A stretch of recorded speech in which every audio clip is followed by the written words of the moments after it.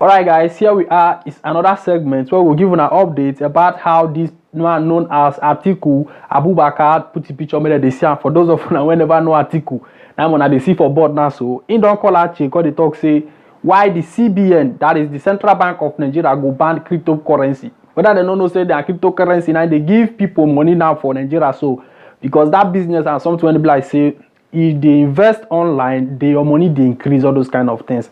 Now, in don't call that change because this Atiku Babana, so all of us know saying a businessman, IMEB, in like business where in the court change say they don't need to ban cryptocurrency for Nigeria. So, ma give na the update for the headline and wanna see how this man did react for this ban to cryptocurrency.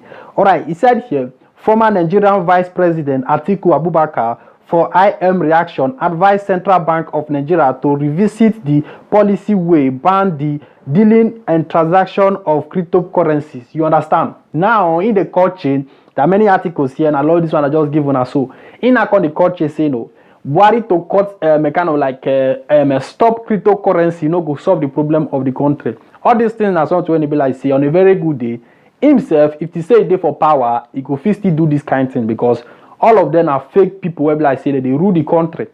All these things when they see what they happen for Nigeria. Many places when it be like saying Nigerians they dominate. Small thing remain, they're not going to give us our right again because they know say our government, now we government. Anything when it be like say we do for the country, we not get who they represent us. We not get anybody be like say they speak for us. Now I make it sound say the government they will just do everything when like say they their mind. Now the Buhari, the Atiku now don't call react. Even Davido too don't react to about this ban of cryptocurrency because many people for Nigeria don't invest their money put for this cryptocurrency when like say that they ban like this now. So now so the update they be now system let on know how all these our leaders they kind of like they disgrace us for the country for everywhere. The problem of Nigeria start from the leader.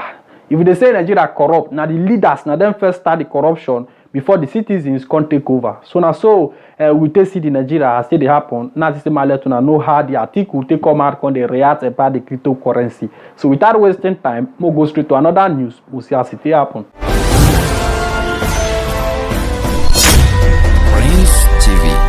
Alright, this update now to explain give you now, wanna know what they happen for Italian parliament and how they work for this man where they known as Mario Draghi when will become the prime minister of Italy because I can't discover say most people never still understand how all these things they play.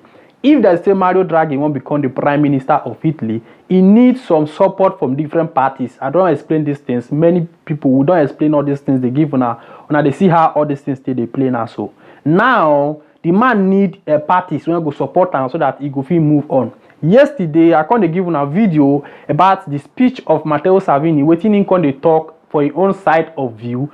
In can they talk different kind of things. Say if the man enter as the prime minister of Italy, the first thing when he need to tackle now to stop the rate at which people not going to get work again. How they leave workers for house.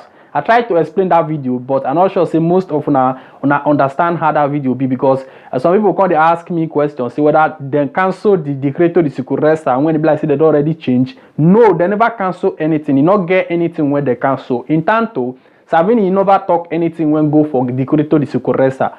But him they tell the particular this man known as Mario Draghi say the way when he be like say Germany take they leave, the laws when Germany they use, the laws when France they use, all the laws when it be like say all the European countries they use, say Italy go still abide by the law, use the same law. So that is to let you know say this Matteo Salvini as him be, he gets some bad strategies, but though he will not go fit spoil our own because they say there is always a god of immigrants. Because every time I discover say many people they fear Matteo Salvini, we not need to fear the man.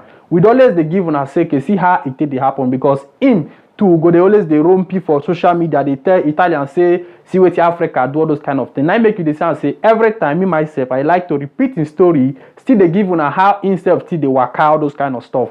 Now he don't already agree say he will support this Mario Draghi. All this thing now to find power so that he go still handle one of the position. You understand? Because the Mario Draghi need all these parties to stand.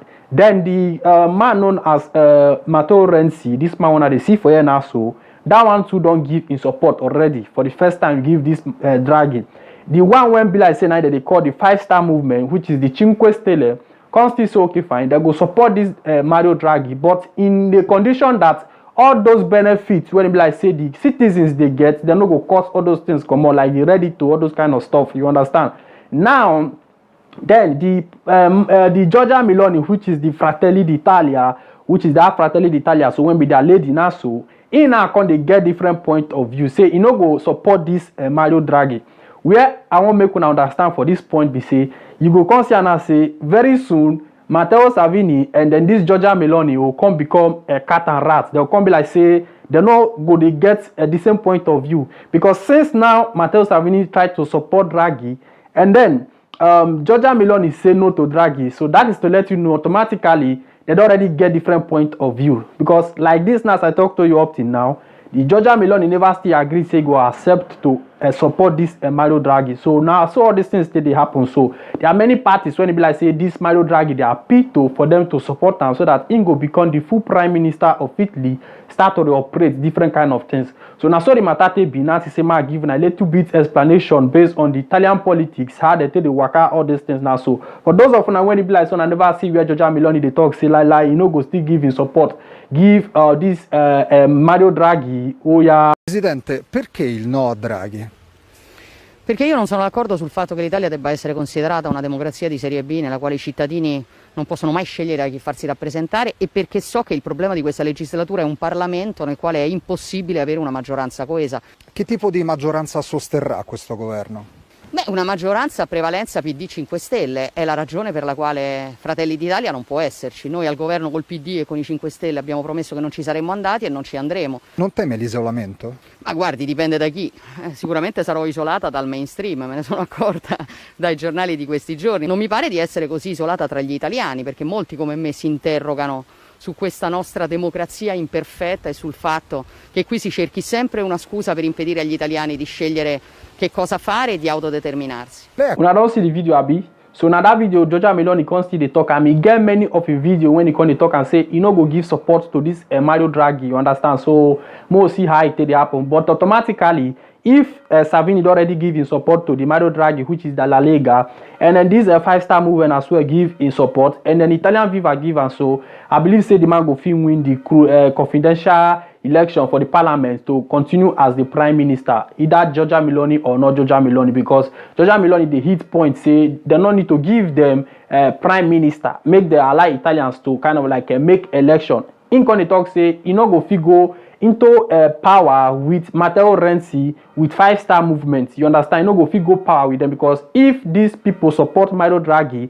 and she herself support this Mario Draghi, that is to say, it didn't come like say that they coagulate, you understand? Because the minister of this party go there for inside the parliament, the minister of this one go there. So you can't be like say all the parties gone there for one government, you understand? So now I make the Giorgia Meloni say make them go do election by themselves. Even they talk and say Portuguese, they do election not to take. So may they allow Italians do election, may they choose their person when be like say go rule them for the country, you understand? So now so the Matate Binati Sima let on know how it dey happen.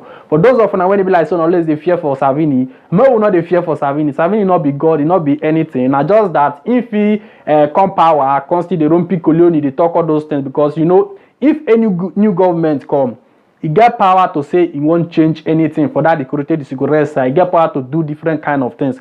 But our prayer be say, may the Mario Draghi come on, try to kind of like face the economic problem. May not go to touch with concern immigration, because now you get most of the updates where they talk about citizenship, all those kind of stuff. But we never cross check and we more let on know how they prepare all those things now. So because you know this Mario Draghi, he get many things when he go handle for the government. So now so the issue to be now to say let on know. If you never subscribe to this platform, you try to subscribe. Till next time again we'll be together. I remain your boy Prince TV. Ciao.